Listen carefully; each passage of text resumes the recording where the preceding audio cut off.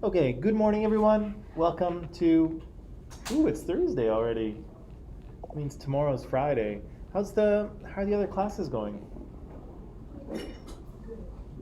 Okay? Happy?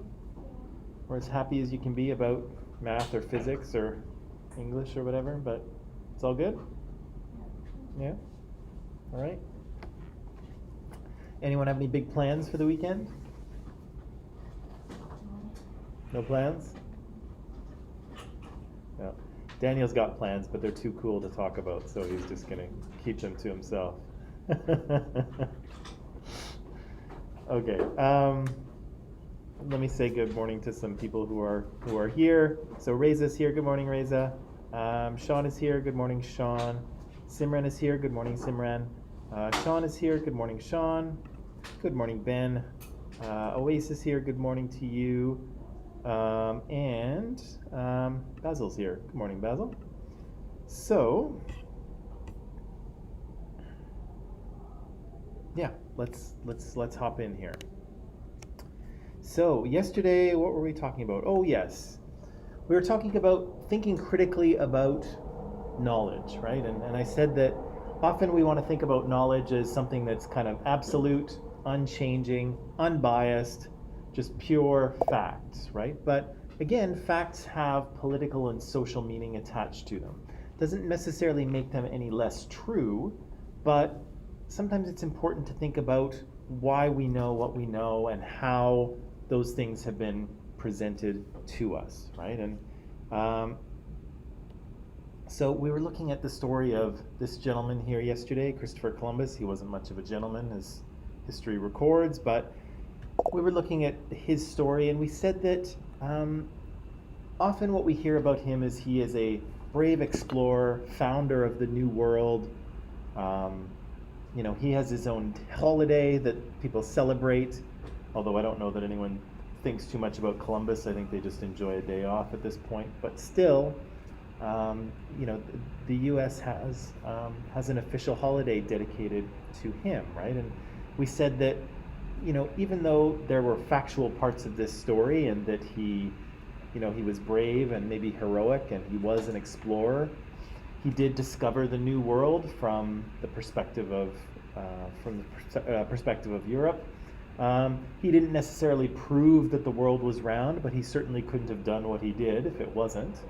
And so all those things are kind of true, but those facts have been selected and presented in a certain way, and they kind of overlook other parts of the Columbus story and other parts of who Columbus himself was, right? And so, again, his arrival here is kind of, the beginning of a long period of cultural and physical destruction of indigenous communities in North and South America, right? His discovery is the beginning of that, right? He is, the process of discovering North and South America also starts to set in motion the Atlantic slave trade, which will come later, right? And a lot of kind of pain and awfulness comes from that, right? And then there's Columbus himself, who seems to have been, good morning, Columbus himself, who seems to have been a reasonably awful person as a governor, executing people, torturing them, selling people off as child brides and things like that. Pretty awful, right? And so, is this the kind of guy we want to look up to? Is this the kind of guy that we want to give a holiday to, right? But again, the way we know his story and the reason that we know it in the first place has to do with social and political meaning, right? And so his identity as a brave explorer legitimizes or helps to legitimize the countries of the US and Canada, right? The US and Canada were, according to the kind of official stories, the US and Canada were built by immigrants, right? People coming here with nothing but the clothes on their back, working hard, and look what we've built. We built this amazing country, right? And it's a great country. But again, we're overlooking another perspective. We're overlooking what happened to indigenous people. And the story of Christopher Columbus as brave explorer kind of feeds into that overall story of, you know, braveness, of being tough and working hard and creating something from nothing. Christopher Columbus's explorer story is a part of that. But again, there are perspectives and there are details that are purposely missing, right? And so, again, believing that he is just a brave explorer, that he is someone who we should look up to, ignores the perspective of indigenous people, right? Who, again, began to suffer greatly at that point in history. And obviously, Christopher Columbus didn't cause all of that, but he does kind of mark the beginning of it for indigenous people, right?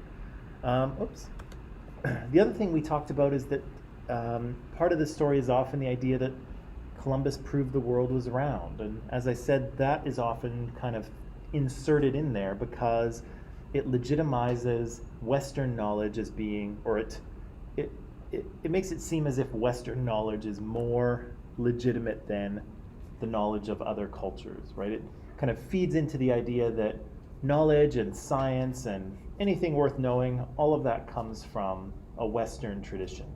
And again, it's not quite true, right? The idea of a round Earth was figured out by other cultures long ago, right? And so again, Europe was kind of a little late figuring out that the world was round, but it didn't really stop them from taking credit for discovering it, right? So again, when we hear stories, when we hear things put before us in order to, decide whether we should believe them, ask yourself what's the consequence of believing this story, right? If we believe this story, who benefits and whose lives are going to be limited by it? And again, the Columbus story is very much one that legitimizes white European values and white European stories, and it marginalizes those of indigenous people, right? Who also have a story to tell connected to Columbus, but it's not a happy one. Yeah. So yesterday we also talked about these 5 things, right? So in terms of engaging, how to engage with this material, and we said that we want to. Do I have all the slides in there? Yeah. Strive for intellectual humility, right? Understand that we don't necessarily know everything. Some of the things that we already know, we might discover to be wrong later, and I certainly have done that. I've discovered lots of the things that I knew were actually not correct, or things that I thought I knew I actually did not know. And so be open to the fact that, we all have a lot to learn, and I know I still do. Recognize the difference between informed knowledge and opinion. We'll talk about that today. And so that's an important distinction. Those two things are not the same, right? Unless maybe you have an opinion from someone who's very, very knowledgeable in a certain area, then maybe that makes sense, right? But there's a difference, right? And we'll talk about that today. Letting go of personal anecdotal evidence. We'll get to this a little bit later. But in terms of social justice, we often want to look at broad societal patterns, right? So single cases and single interactions aren't necessarily evidence of anything, but sometimes they are. But we'll get to that later too. I know I just contradicted myself, but just trust me on that. If you feel you're having a defensive reaction to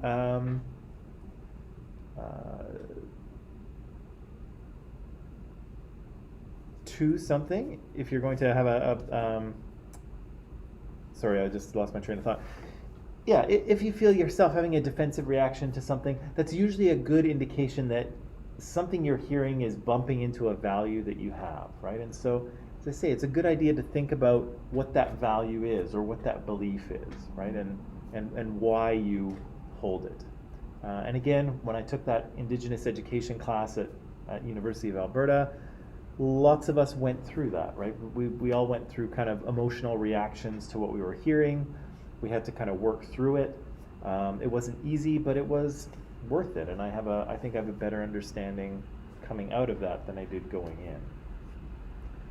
Maybe people will feel that way. Maybe I don't. Maybe they won't. I don't know. Yeah. I'm going to come back to that. Later. Yeah. So part of the reason why people have, well, actually, maybe I'll go to it now. Part of the reason that people have a emotional reaction to some of these topics, because again, they sometimes conflict with values and beliefs that we hold, that we've been taught through the process of enculturation or socialization. We'll talk about that a little bit later too. And again, when you challenge those ideas, people sometimes get upset, right? Especially if they contradict ideas that are sort of in the deeper part of culture, right? About how culture teaches us to act. The other thing is that people's identities might be challenged as well, right? When I was in the Indigenous education class, I went into that class thinking, I don't know what I thought really, but I in terms of, I didn't think I was a racist person, and I didn't think I had done anything wrong, and I thought I was, I thought I was kind of outside of that. There's problems in Canada now with the marginalization of Indigenous people, racism and discrimination toward Indigenous people. There's a lot of inequality between Indigenous Canada and non-Indigenous Canada, and I kind of thought I was separate from that. I thought I was, I felt I didn't hold any racist ideas, and I certainly didn't discriminate against any Indigenous people, and so I thought I was separate. But the course taught me that in fact I'm not, right? You can't be someone who lives and works and participates in Canada and not be involved in some way. And so I am involved, right? I'm part of the society, I'm part of the system. And again, I said it yesterday that Indigenous people have been marginalized, and I have benefited from that, right? And again, I don't like that. I don't have to like it, but that's true of the way society is. But that's uncomfortable information, right? It changed my identity. It changed my idea of who I thought I was, and that's not fun sometimes, right? That's an uncomfortable process. And so again, some people can, be a little upset because it changes who, they thought they were, or changes their idea of who they are. And that's okay, but sometimes it's uncomfortable. And last thing, recognize how your positionality affects your perspective, okay? So all of us are going to see and understand things a little bit different based on the social groups that we belong to. I'm sure we'll see a lot of the same things, but we may disagree on other things. And again, positionality is kind of where you are in society. The social groups that you belong to kind of put you in give you a certain kind of perspective that others don't have, right? And so we need to know that there's not one right way to see an issue.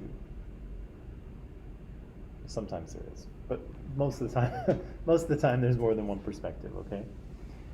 All right, those are the 5. This will not happen either, but I thought I'd point it out because a lot of people, out in the real world don't do it very well. When we're discussing complicated ideas and when we're discussing, disagreements between people, we always want to disagree, or if we're going to attack something, we want to attack someone's argument, right? We don't want to attack them. And again, Donald Trump was really good at attacking other people because that was kind of his thing. But again, if I disagreed with his foreign policy, Donald Trump, I should attack the foreign policy, right? I should say, I don't think this is a good idea. This is a mistake, and here's why, right? I shouldn't attack Trump himself, right? I shouldn't say he's an orange fluffy-haired buffoon, right? I should not say that. And I didn't say that. No, I did say it. But I should attack the argument, not the person, right? But again, it seems that, especially on social media, we're very good at attacking people and not so good at debating arguments. But just thought I would mention that as a bit of a public service. All right, good with that? Questions, comments, concerns, queries, criticisms?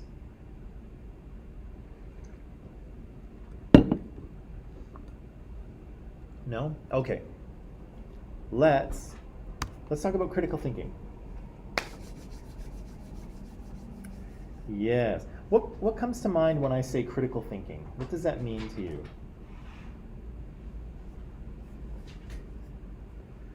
What does it mean to you when I say critical thinking? Daniel, what does that mean if I say critical thinking? What kind of comes to mind for you?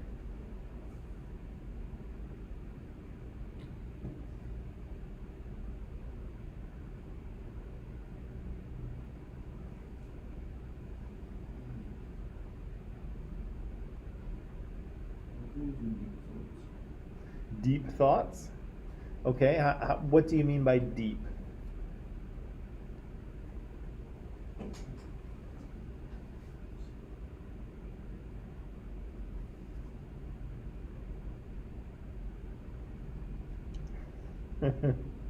Sorry, sometimes it's hard to define these things, right? You're like, I'm actually not very good at defining words myself, but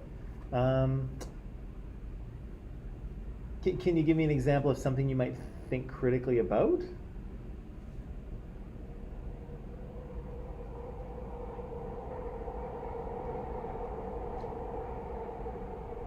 Okay, I'm going to let you sit. I'm going to come back to you. Nicole, what comes to mind when thinking about critical thinking? People who think of a thought that does not include emotions in it. Okay, so like a way of thinking that doesn't include emotion? Or based on facts. Okay, just based on fact? Okay, that's good. That's good. Anything else? No? Okay. Ryan, what do you think when you think of critical thinking? Like you view different aspects of the situation. What's that? You view different aspects. You look at different aspects of a situation? Okay. And you look deep into it. There's a lot of deepness going on here. I know Daniel had deep, Sean has deep. You guys are deep. Anything else? That's all. That's all.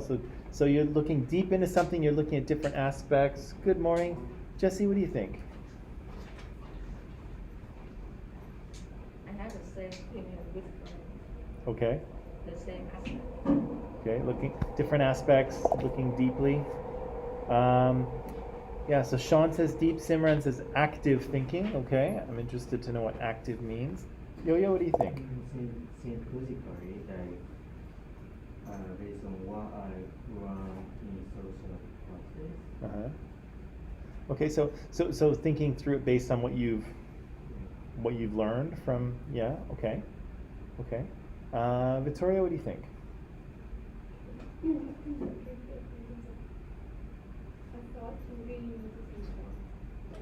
You really need to Think about it. Okay. Take some time to think. Yeah, okay. So something you really need to sort of take some time and think through, right?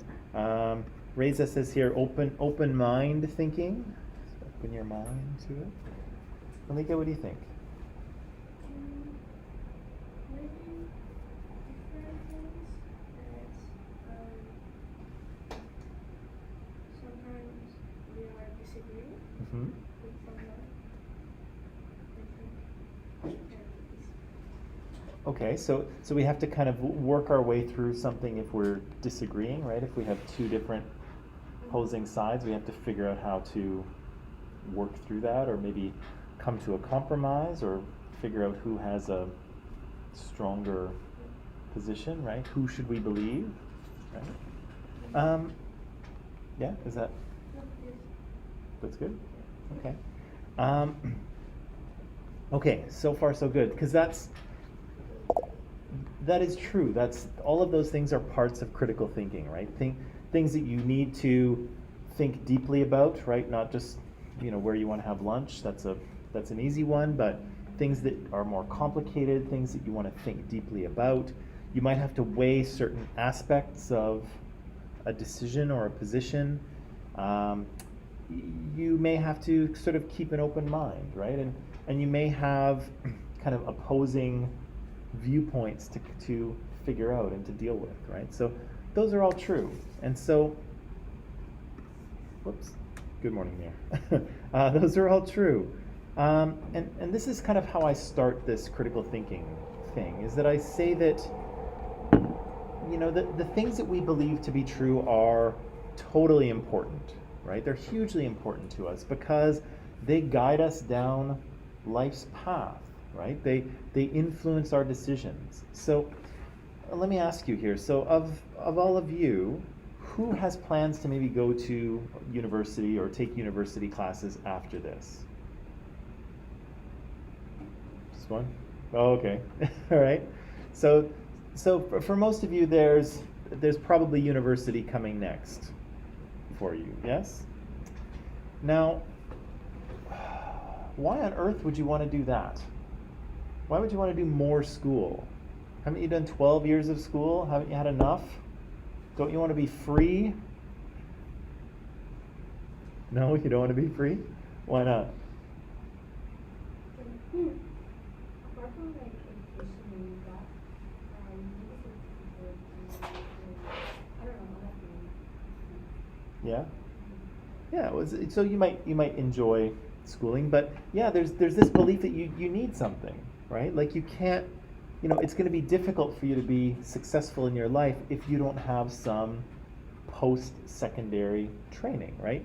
University, college, some sort of training program. You need something, right? And that's a belief right there, right? It's a belief that, education will make my life better, right? Education will improve the quality of my life as I go forward, right? That's a belief, and I'm not saying that it's wrong.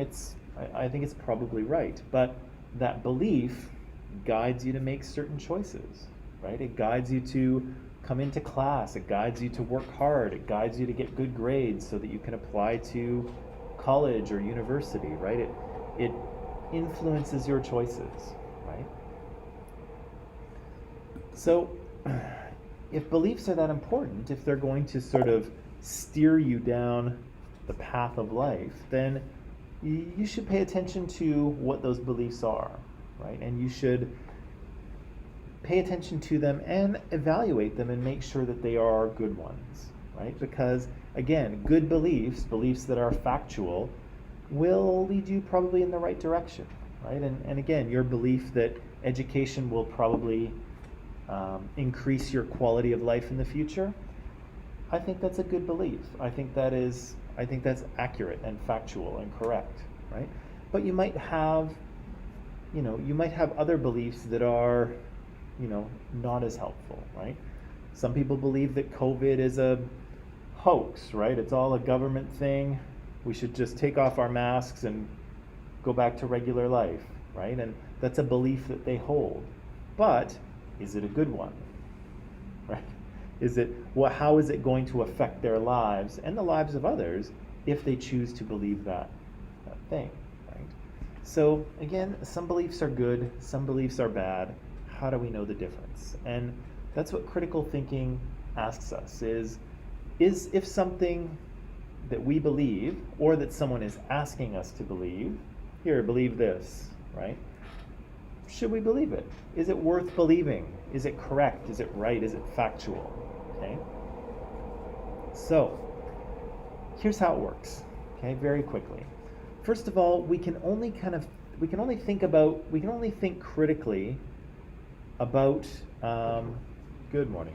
We can only think critically about claims, statements that people make clear, right? So people claiming something is a certain way or isn't a certain way, okay? So, I don't think okay.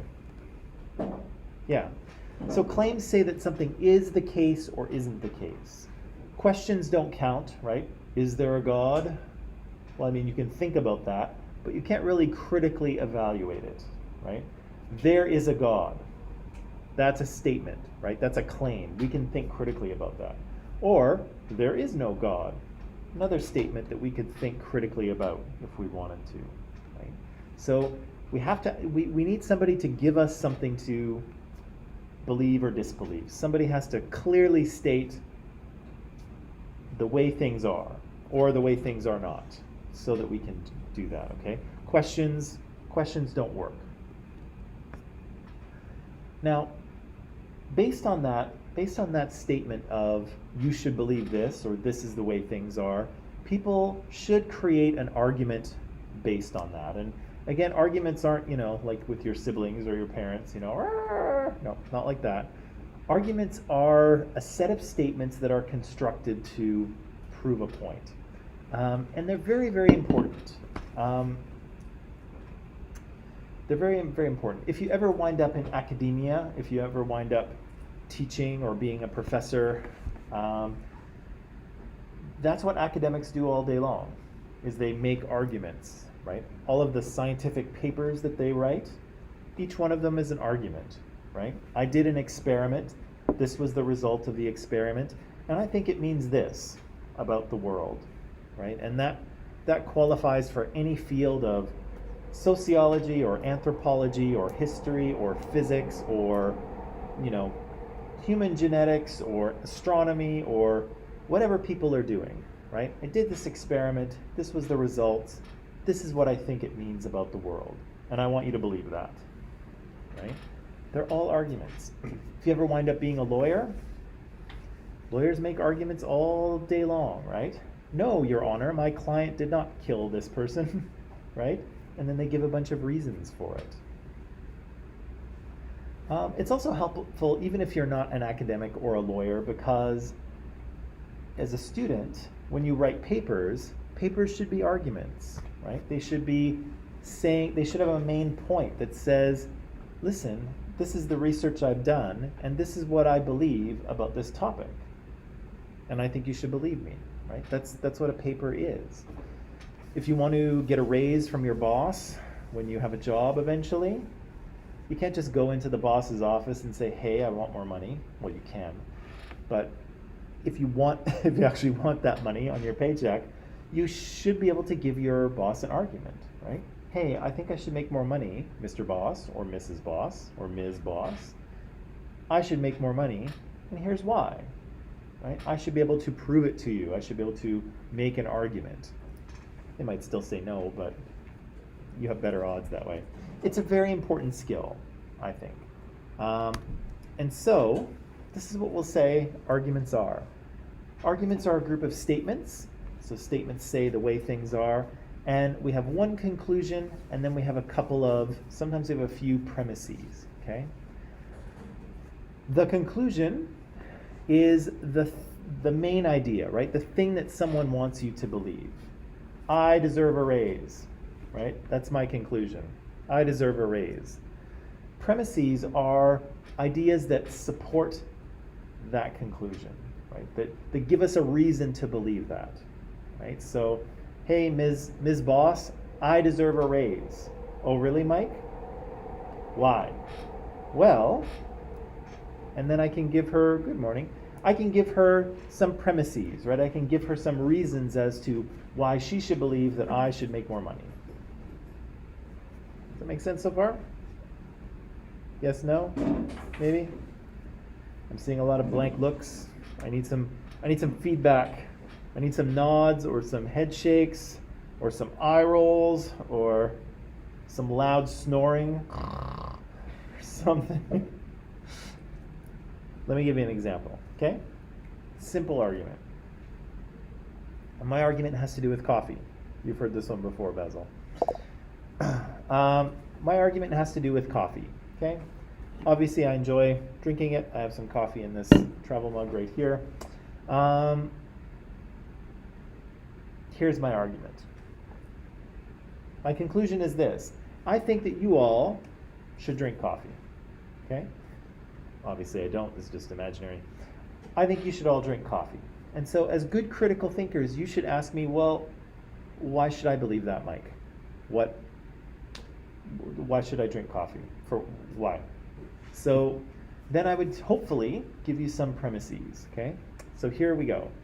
I think you should all drink coffee because it is delicious, it is inexpensive, and because it will stimulate your brain and help you study and get better grades.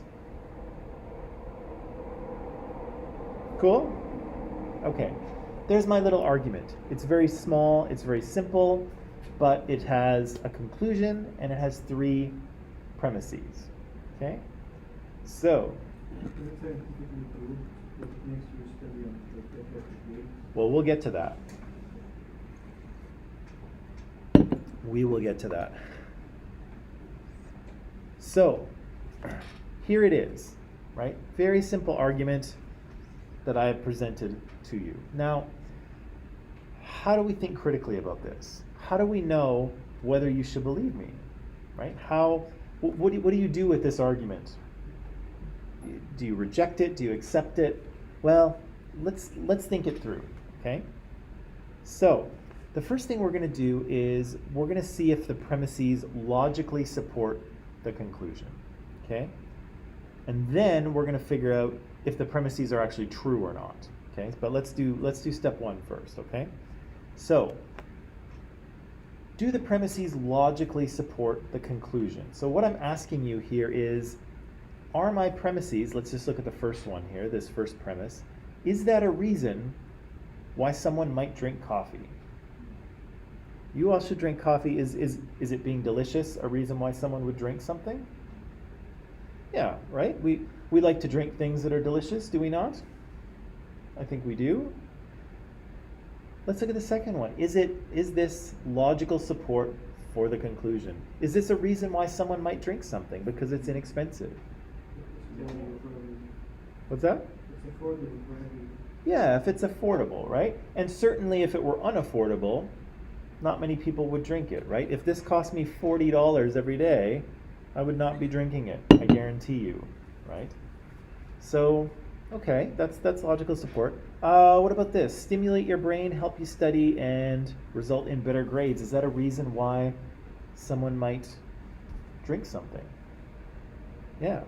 And in fact, many people do, right? They're like, oh, I need a shot of espresso. I'm starting to, my energy's starting to dip, right?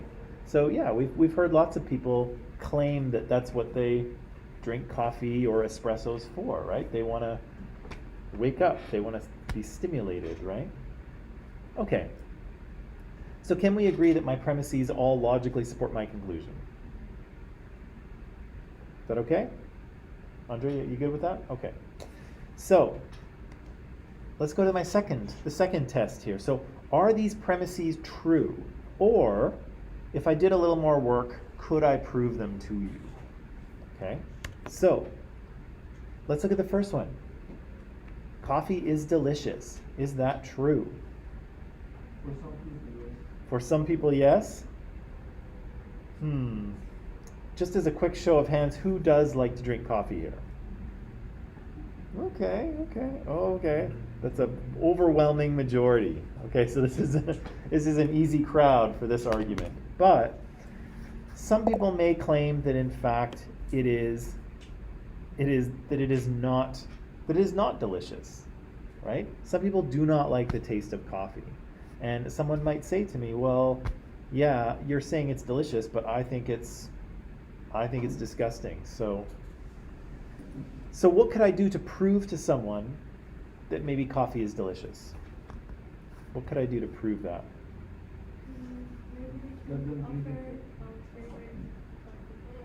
Okay, so like a little taste sample, right? I could bring them a coffee that I think is delicious and say, here, try this. Yeah, I could try to win them over that way.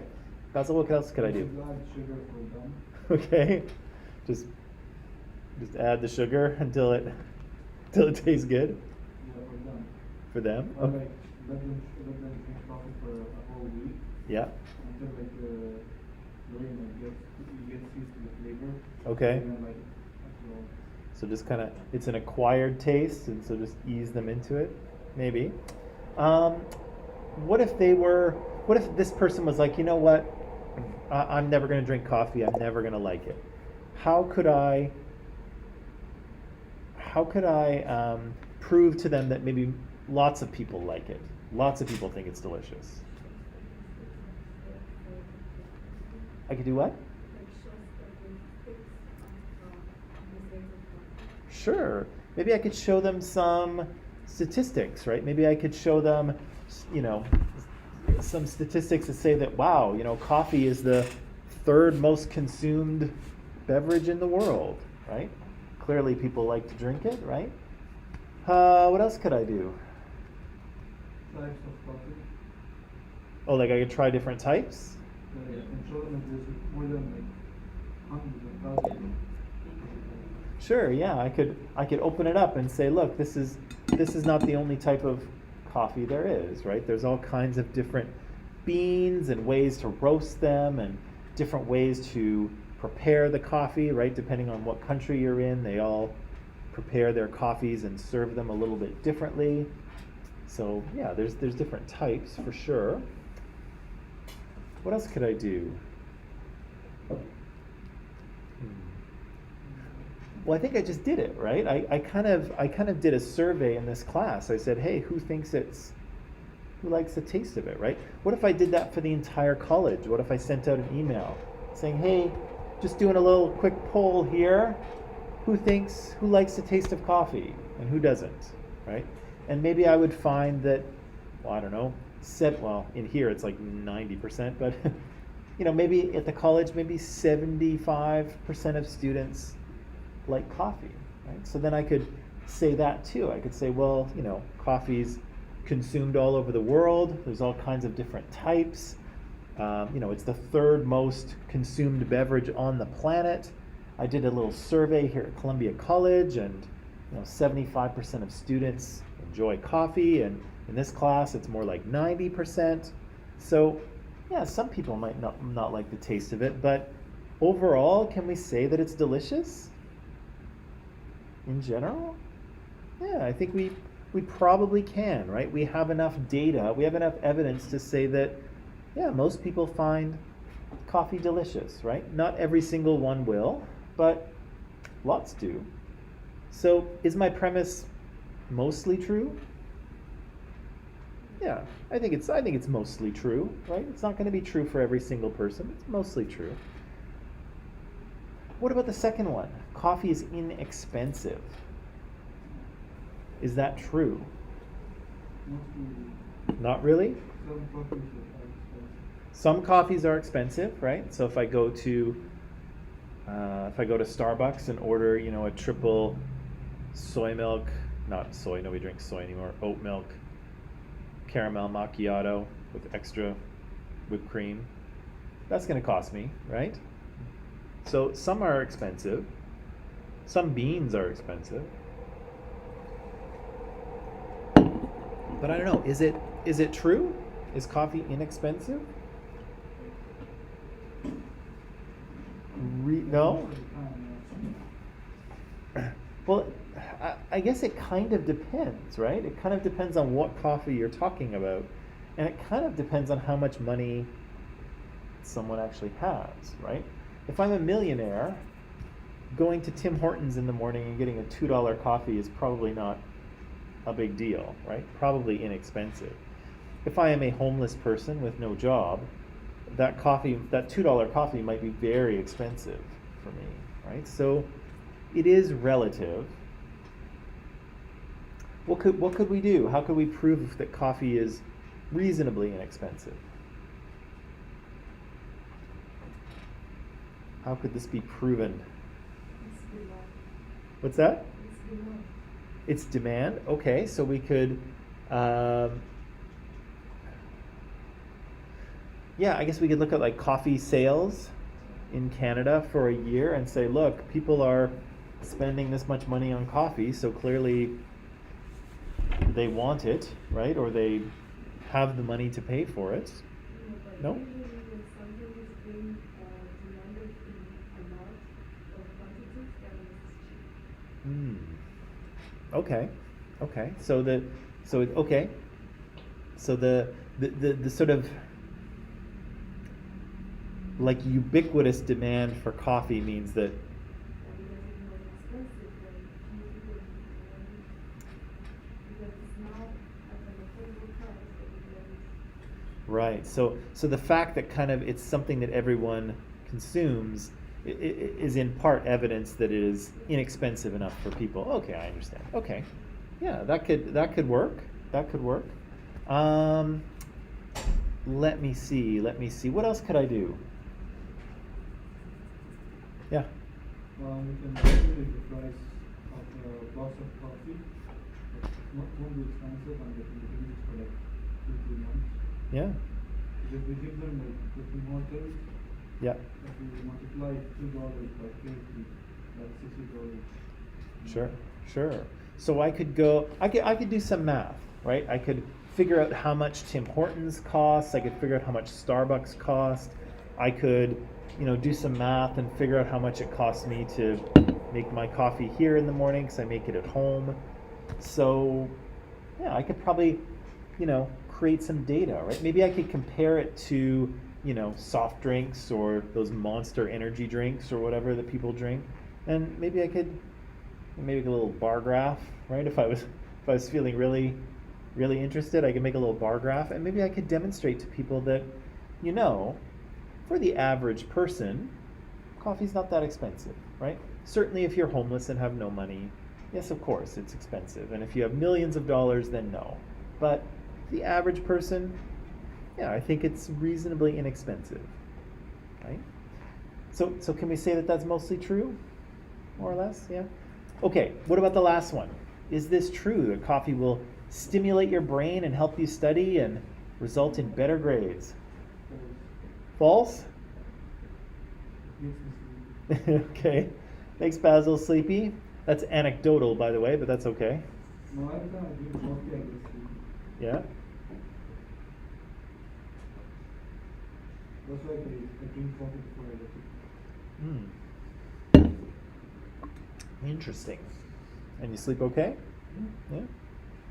Because I can sleep after drinking coffee, but it's not a really good sleep. It doesn't feel I don't feel good when I get up. Super sleep when I drink coffee. Okay, so it makes Basil sleepy, but what about how is this true? And if we don't know, how would we find out? Or how could I prove it to you? So the increase in the coffee, I- caffeine, Okay. how much caffeine is Okay, so we could figure out how much caffeine is in the coffee, and then what? Then what do we do with that?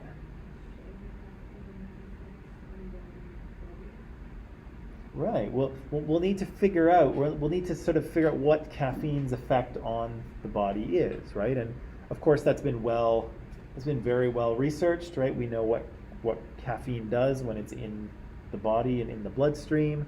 So maybe we could go to some scientific journals. Yes. Search for some scientific. I'm sure some researcher has grabbed a few college students and fed them coffee to see if their exam grades go up. I'm sure that's happened. So I could give you some scientific evidence, right? I could say, look, here's a few papers in which scientists have done experiments. They've given people coffee, and it turns out that their grades did go up. I actually don't know what happens. Like I assume it helps you study, but I really don't know. I haven't looked into the science. I'm just making this up. But yeah, I could give you some scientific studies and say, hey, look, real scientists have looked into this and they have found that it actually works, right? I guess I could try it in here, right? I could bring in some coffees for like half the class Then we could write a quiz and like half the class could have coffee and you could just do a little experiment, but that seems cruel. But there's a way I could prove it to you, yes? Okay. So let's say I dug up those scientific papers, I found them, and let's say that they said that coffee does in fact stimulate your brain and help you get better grades. So could my premise be true? Could we see it as true? Yeah, okay. So then, do I have a reasonably good argument here? All my premises logically support my conclusion, and all my premises are true or mostly true, or I could prove it to you, right? If I did a little extra work, I could probably prove it to you. So do I have a good argument here? Solid logical argument? Yeah, I think I do. Should you then believe it automatically? Should you say, well, you made a logical argument, so I guess I should start drinking coffee now? Right? Why would you still not accept my argument? What reasons might you have?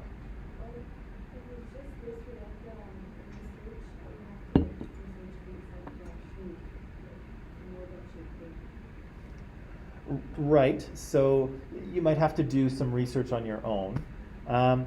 Let's just say I gave you all of that, and you could read through it, and you were like, oh, okay, I see all you have. Let's say I gave you all the data, but what reasons might you still have for saying no?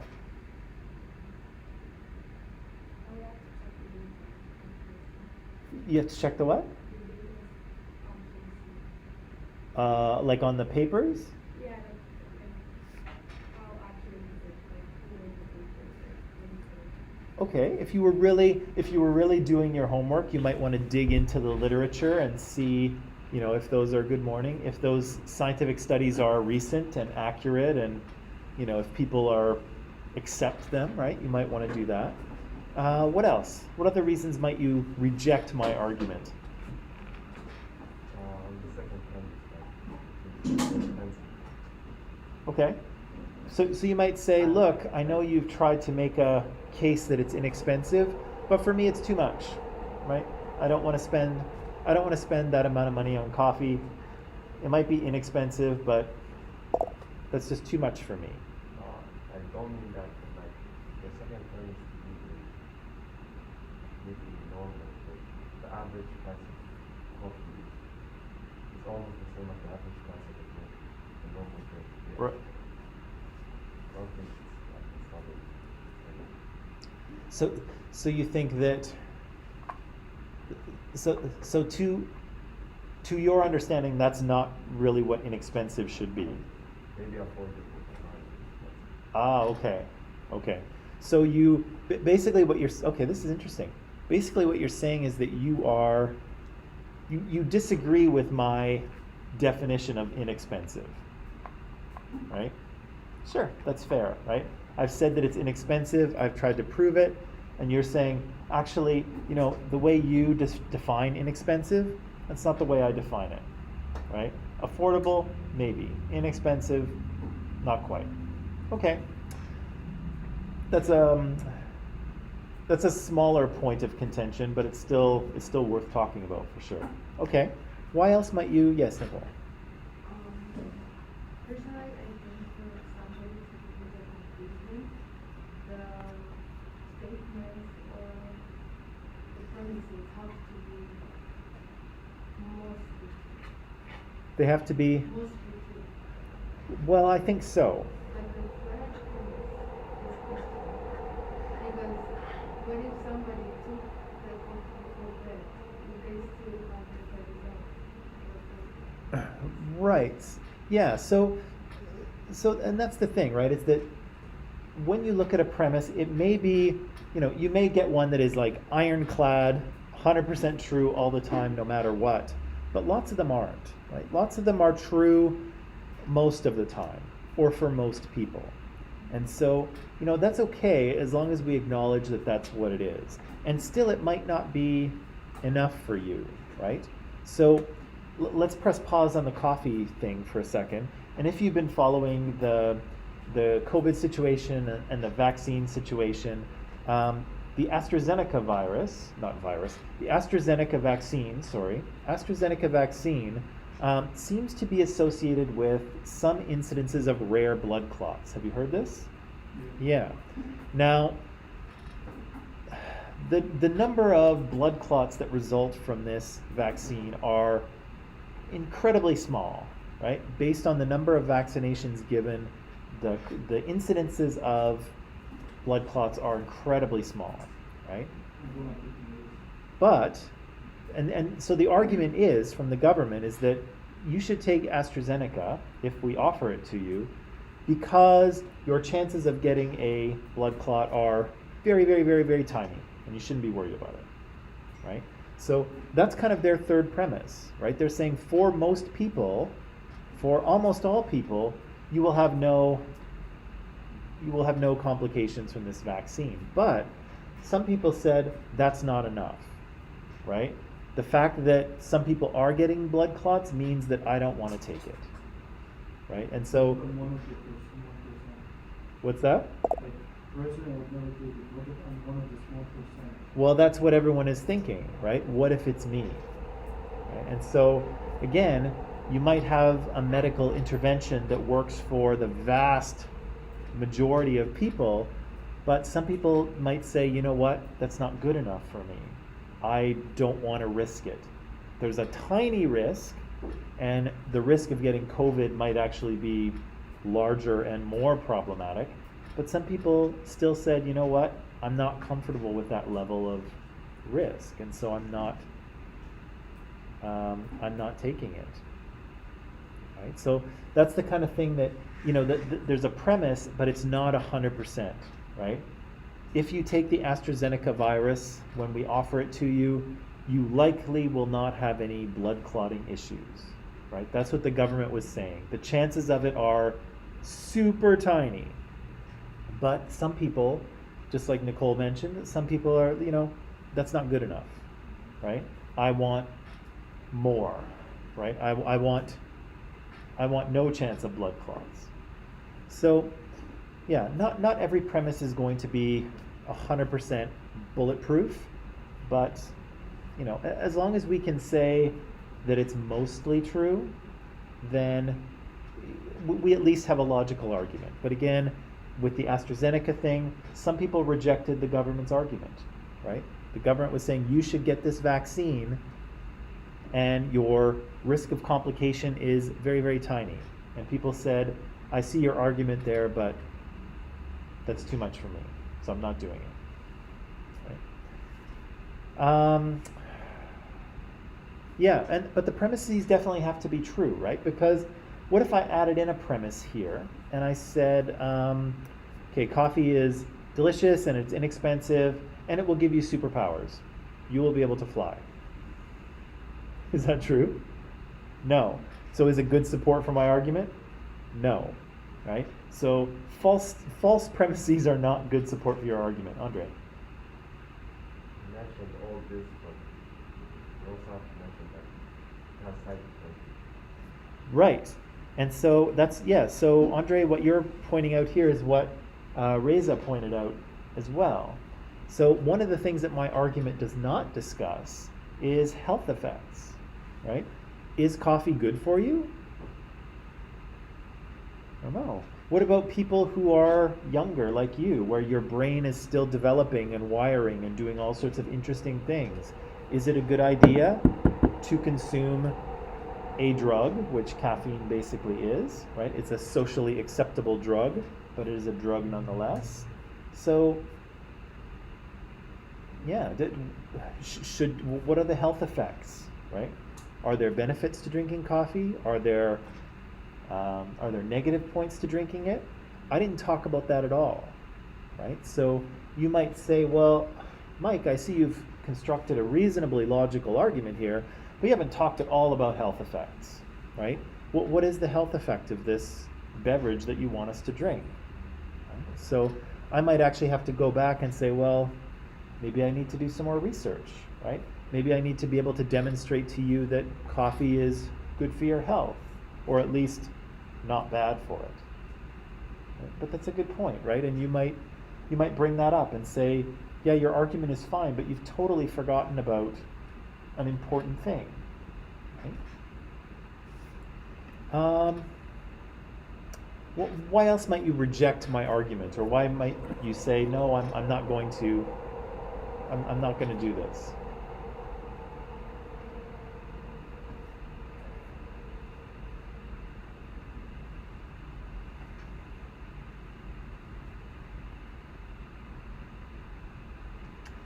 What about if you had kind of what if your religion had a rule about consuming drugs or alcohol? Right? Some religions do, right? Some religions are very say that you cannot consume drugs or alcohol. Is this a drug? Kind of, right? It's a very weak one, and it's again, it's not one that's regulated in any way. But caffeine still has a pharmacological effect on human beings. So some religions might say, no, you're not allowed, right? And so such a person might say, yeah, you've made a logical argument here, Mike. All your premises are true. It's all good, but my religion forbids the drinking of this, and so I am not going to do it. Right? And so, yeah, there's reasons why you might reject an argument. Sometimes it's just personal preference, right? Someone might not find coffee delicious. Some might not really find it inexpensive at all. Some people might find that it doesn't actually stimulate their brain; it actually puts them to sleep. So there are reasons why someone might reject an argument, right?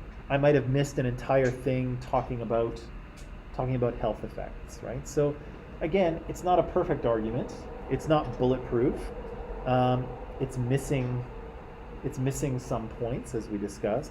But is it a logical, solid argument? More or less, right? More or less. It's missing some pieces. Some of the premises are not 100% true, but yeah, it's okay. It's well constructed at the very least, right? At the very least, it's well constructed. Okay, does that make sense so far? Okay, so take a little breaky, and when we come back, we'll look a little bit at a few simple arguments. We'll look at a few simple arguments and figure them out, okay? But let's take a break first. I'll see you in 10.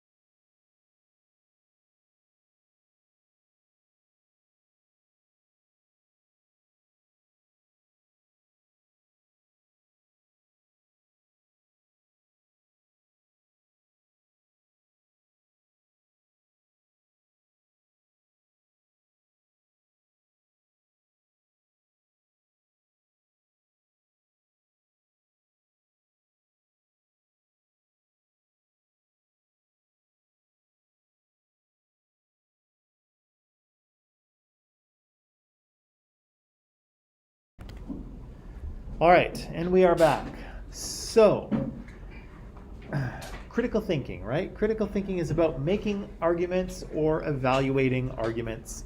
And here I have created a simple one and we have evaluated it, right? And I think we have decided, I hope we have decided that here I have a solid logical argument. I have a conclusion that clearly states what I believe, and I have three premises here that support that conclusion, right? They're all logical support for the conclusion, and they're all true or reasonably true, or I could prove them to be true to you, right? No problem. So, let's look at a few simple arguments, and really what we're trying to do here is just figure out what the conclusion is and what the premise or premises are, okay? Some of them are quite simple, some of them are a little bit tricky, but I feel confident that we will be able to find them all. So, in the first one here, very simple, because assault rifles, so the ones that go brrrr, because assault rifles have no peaceful civilian use, the Canadian government should ban assault rifles. So, what's the conclusion? What are we being asked to believe?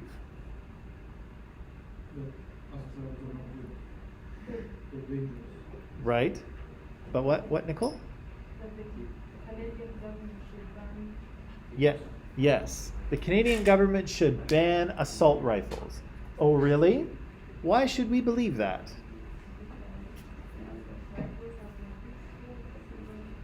Right. They have no peaceful civilian use. Okay? So again, it's a very simple argument. It's got a conclusion and it's got one premise, and that's it, right? So pretty simple, very simple, but an argument nonetheless, right? Let's look at number 2 here. The Globe and Mail's report on business. If you don't know, the Globe and Mail is a Canadian national newspaper, so they write for the whole country. I don't even know if they're a real paper anymore. They're online. I don't know. Does anyone read like a real newspaper anymore? Is that a thing people do? Back home. I haven't read like a real newspaper in I don't know how long.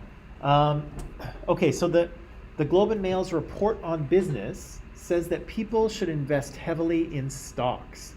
Therefore, investing in stocks is a smart move.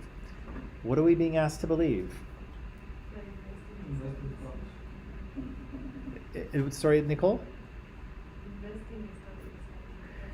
Yeah, investing in stocks is a smart move. Really? Why should we believe that?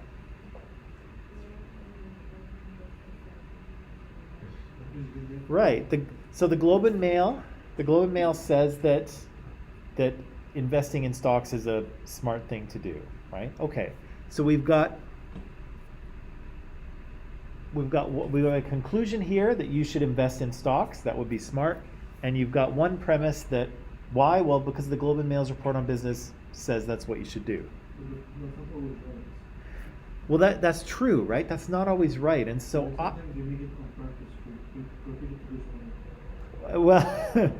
well, yes, but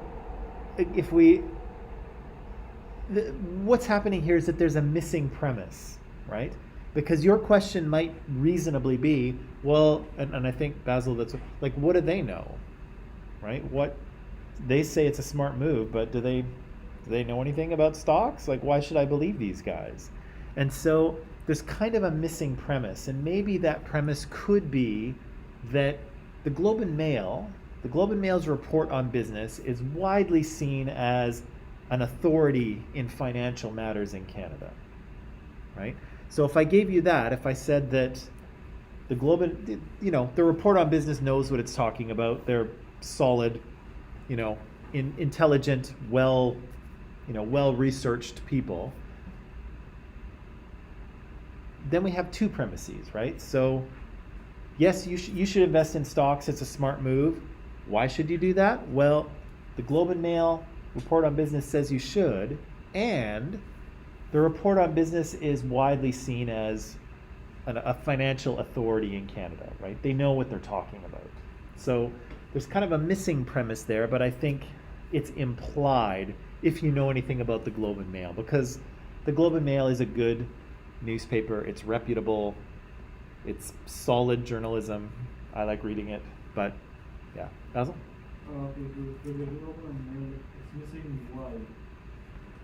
Like stocks, it's all about the economy. Like when COVID started, the stocks were oil stock. Yeah. It wasn't increasing that much. But on the other side, gold kept increasing. Then all of a sudden, when like, they found the vaccine, the gold went down. Right. So the organization should explain why they should invest in stocks, the reasons. Right. What's happening in the economy. Right. So I guess if I wanted to give you just a little bit more in this argument, I might explain actually why. Right. So you should invest in stocks. Why? Well, because the Globe and Mail's report on business says so. They say that you should invest in stocks because of blah blah blah economic factors, whatever they might say. And the Globe and Mail is widely seen as a financial authority in Canada, right? So then we know we're taking a recommendation from the Globe and Mail. We know that they are legit and they know what they're talking about. And here's why they're saying what they're saying, right? That would make for a much stronger argument, right? This is a very simple one, but again, we're just getting our feet wet, but we're doing good. Okay, Joseph. When Joseph takes the bus, he is always late. And he's taking the bus today, so I'm sure he is going to be late.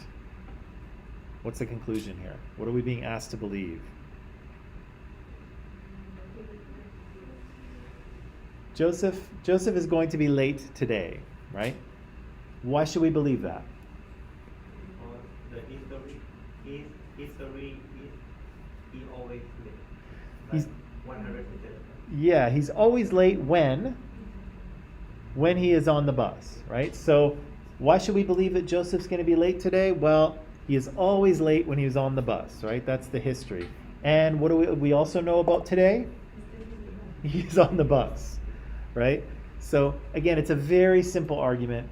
Joseph's going to be late today. Why? Because he's always late when he takes the bus, and today, on the bus.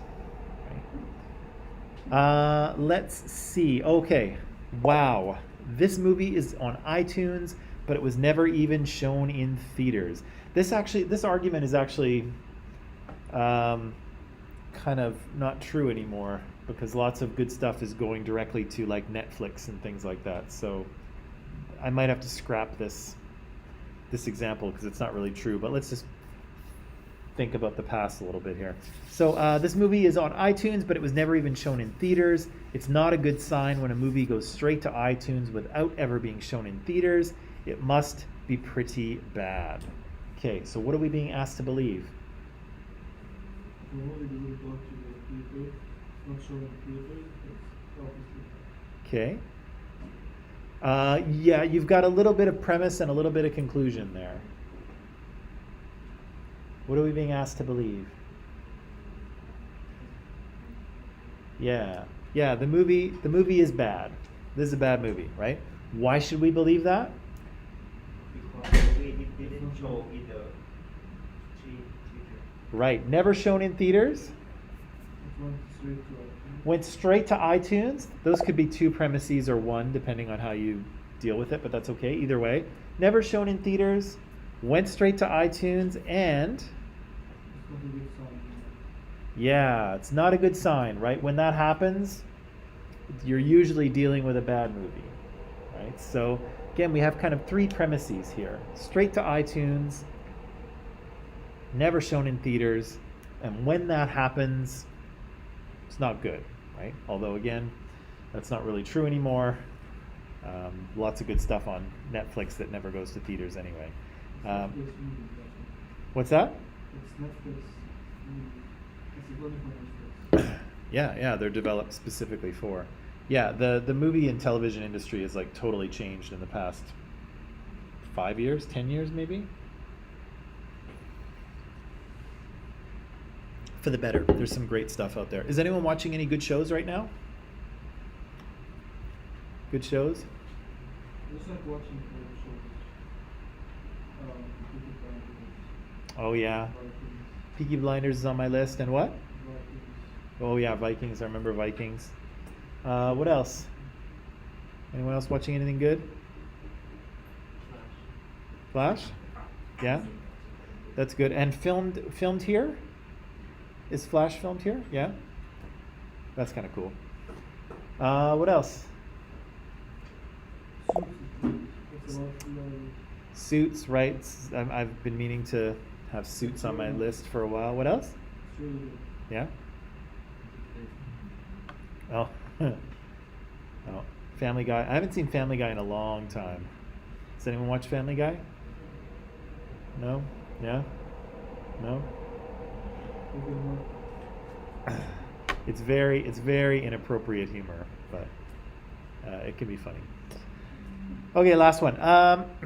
Nobody should buy a beer that is brewed in the United States. Actually, that's just true. Period. They don't know what they're doing. But anyway, no one should buy a beer brewed in the United States. Old Guzzler beer, horrible name for a beer, but anyway, Old Guzzler beer is brewed in the United States, so no one should buy it. What are we being asked to believe here? not to buy the beer from US. Yeah, do not buy the Old Guzzler beer, right? Why should we believe that? It's really the United States. It's brewed in the United States, and what do we know about beer from the United States? It's bad. Bad stuff, right? They don't. What's that? Did you say why? I don't know. It's a personal preference thing, I guess. I don't know. I think the Germans and the Belgians do a really good job, but that's just me. Although there are lots of smaller breweries here in Vancouver that make all kinds of interesting beers if you are old enough, and so those are kind of cool too. I like. There's one out in Port Moody called Yellow Dog that I like. But yeah, there's lots of smaller breweries in BC actually just making their own beer, and it's pretty good. Yeah, Old Guzzler, horrible name. Don't ever bring it in like that. Okay, never mind beer. Let's move on. Yes. Okay, next question for you. Is there an argument here? So here we have the cost of this new fighter jet is $650 million. The cost of 3 bombers is $1.2 billion. The Canadian government intends to fund these projects. No. Yeah, so there's no argument here. We're not being asked to believe anything. There's just 3 statements about a fighter jet and a bomber and the fact that Canada is going to buy these things. No argument, right? So it's not trying to convince us of something. It doesn't have anything to prove. It's just 3 statements. But with a little bit of work, we could turn it into an argument. So here, have a look at this. So Canada's Auditor General, do you know what an Auditor General is? No? So governments usually have an auditor of some type. We have an Auditor General in Canada, and basically they check everyone's budgets. So they go around to all the government departments, they look through all their financial records, and they make sure that they're spending their money in an appropriate way. And if they're wasting money, the Auditor General will say, you know, this government department is wasting a bunch of money, they're spending it where they shouldn't, they're not doing things correctly, and they need to be, they need to be sorted out. They need to be taken to task, right? So here the Auditor General is saying that any weapon that costs more than $50 million actually impairs our military readiness. The cost of the fighter jet is $650 million. The cost of the bombers is 1.2. We should never impair our military readiness. Therefore, the government should cancel both of these projects. Now, do we have an argument now? Yeah, what's the argument? Cancel these projects, right? That's what the Auditor General is arguing. Cancel these projects, do not fund them. Why should we believe that? Yes, but yeah, give me a little bit more. They're more than 50 million. right? So both of these projects cost more than 50 million. What do we know about? Financially destroyed the army. Yeah, so weapons that are more expensive than 50 million impair our military readiness, right? And what do we know about our military readiness? We should never impair it, right? So that's the Auditor General's argument, right? We don't want to impair our military readiness, but expensive weapons actually do impair our readiness, and both of these projects are more expensive than that, so we should cancel them immediately, right? Yeah, good. Yeah, there it is. Okay, last one, I think. So Alicia went to the bank to get a more recent bank statement of her checking account. Now, this is from about 7,000 or 8,000 years ago, when people used to actually have to go to the bank to figure out how much money they had in there, and they had a little bank book. And 1,000,000 years ago, you actually had to go in and ask the teller how much money you had, and then you'd write it in your little book. But then, about 500,000 years ago, you only had to take your bank book to the ATM machine and stick it in, and the ATM would print out your balance for you. But of course now we have banking apps and it's very easy. But millions of years ago, this is what humans had to do. So she goes to the bank, checks her account, and the teller tells her that her balance is $125. Alicia was shocked that it was that low. She called her brother to see if he had been playing one of his twisted jokes, his twisted pranks, but he was not. Finally, she concluded that she had been a victim of bank fraud. So, is this an argument? No? Why not? She's telling a story. She's telling a story? Anyone else think it's an argument? Yeah. It is an argument? You think it's an argument? Don't think she's what? No. Okay, she's not making any statements? Like she said finally she concluded that she had been a victim of a bank. Like they told her that you're a victim. But if she's finally, like she thought she might be a bank fraud victim, but today I told you an argument. If she thought she might be, but she knows for a fact that she's a victim. Yeah, it's kind of tricky here, because I think Alicia's doing some critical thinking, but the way that it's presented to us is not an argument, right? And so let me just show you here, and let's say that, you know, I'll jump ahead and say that there is no argument here. You are right, it's just a little story. But if we were confused and we said, okay, I think this is an argument, what would the conclusion be if we thought it was an argument? Right, Alicia's a victim of bank fraud. Okay, that's our conclusion. Alicia is a victim of bank fraud. So why should we believe that? Okay, she went to the bank to get a recent statement on her checking account. Is that proof of bank fraud? No. The teller told her that her balance was $125. Is that proof of bank fraud? No. Alicia was shocked that it was so low. Is that proof of bank fraud? No. I'm shocked about my bank balance all the time, and it's I wish I was a victim of bank fraud, but everything's correct, unfortunately. She called her brother to see if he was playing a twisted prank, and he wasn't. So is that proof of bank fraud? No. So there's no argument here, right? It's just a little story in which, you know, Alicia's putting together the idea that she's a victim of bank fraud, but it's not really expressed as an argument, right? It's just a little story about Alicia. Right? Yeah. So again, we could turn it into an argument just like the last one, but that's not how it's presented to us. Finally, don't confuse an argument for an explanation. Okay, so arguments have something to prove to you. Okay, and explanations tell us why something was or wasn't the case. So again, I had an extra slide in here before. I don't know, I seem to have deleted it somehow, but let's just say that Ryan Ryan stole the money. 3 people saw him do it. Okay, sorry, Ryan. So the conclusion here is that Ryan stole the money. And why should we believe that? Well, because 3 people saw him do it. Right? So that's an argument, a small one, but an argument. But if we say that, yes, Ryan stole the money, but he needed the money to buy food, okay, does that have something to prove to us?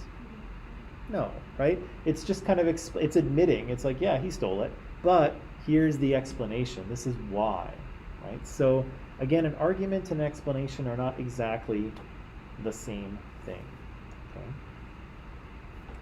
And the last thing I'll tell you before I let you go here, because we're almost out of time, is, again, don't confuse an argument with an opinion, right? Because opinions usually do not have premises. They don't have reasons to believe it, right? People just tell you what they think, and then that's it.